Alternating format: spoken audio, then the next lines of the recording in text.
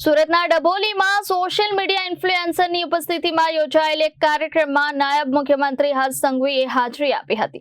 સુરતનો વિકાસ, રોડ, રસ્તા, વીજળી, પાણી અને કાયદો વ્યવસ્થાની સ્થિતિને લઈ યુવા ઇન્ફ્લુએન્સર સાથે સીધો સંવાદ કરાયો હતો. આ કાર્યક્રમ દરમિયાન એક યુવા ઇન્ફ્લુએન્સર દ્વારા હર્ષ સંઘવીને દારૂના અડ્ડાને લઈ સવાલ કરાયો હતો, જેને નાયબ મુખ્યમંત્રીએ બિરદાવી જવાબ આપ્યો હતો.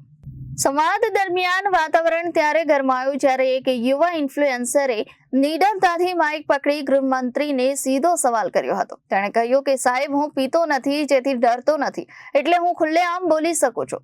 સુરતના અનેક વિસ્તારોમાં જે દારૂ પીવાય છે અને દારૂના અડ્ડાઓ ચાલે છે, તેના પર તમારી સાઈડથી શું કહેવું છે?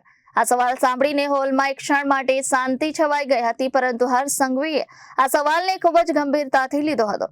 ઇન્ફ્લુએન્સરના સવાલોનો જવાબ આપતા હર્ષ સંઘવીએ સ્પષ્ટ શબ્દોમાં જણાવ્યું હતું કે પોલીસ વિભાગમાં જે કોઈ પણ કર્મચારી કે અધિકારી ફૂટેલા હોય છે અથવા તો બુટલેગરો સાથે મિલીભગત રાખે છે, તેમની સામે અમે કડક કાર્યવાહી કરી રહ્યા છે. અનેક લોકોને અમે સસ્પેન્ડ કર્યા છે અને આગળ પણ કરીશું. તેમણે ખાતરી આપી હતી કે કાયદાનું ઉલ્લંઘન કરનાર કોઈ પણ વ્યક્તિને છોડવામાં આવશે નહીં. કીધું નથી એટલે હું બોલી શકું છું કે આ દારૂ આટલા જેટલી બી એરિયામાં જે દારૂ પી છે અને દારૂના અડ્ડાઓ ચાલે છે, એનું તમારા સાઈડથી શું કેવું છે? મારું સંપૂર્ણ માનવું છે ને એટલા માટે હું એવું માનું છું. બહુ સારો પ્રશ્ન છે અને આનાથી આ પ્રશ્નથી દૂર નહીં ભાગવું છે. અને પોલીસમાં જે ફૂટેલું હોય છે એની ઉપર અમે લોકો કડક એક્શન લઈએ છીએ અને અનેક લોકોને સસ્પેન્ડ કરીએ. બેસી જાઓ તમે, હવે સાંભળો. એની જોડે જોડે સામાજિક બી આ લડાઈ એટલી જ મોટી છે ભાઈ.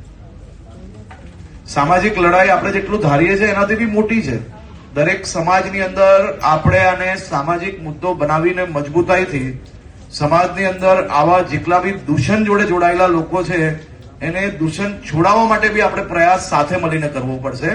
હજી બી અમે આના જે કઈ ટોલ ફ્રી નંબર્સ બી રાખેલા છે એના પર બી માહિતી લઈએ છીએ. કાલની જ વાત કરું તો કાલે કમસે કમ ગુજરાતની અંદર 50 થી વધારે જગ્યાઓ પર આપણે દારૂ પકડ્યો છે અને હજી બી વધુ ઝડપથી અમે લોકો આમાં કામગીરી કરવા માટે અપનાવી છીએ. બીજા કોઈ? Bureau report, Janadesh news, Surat.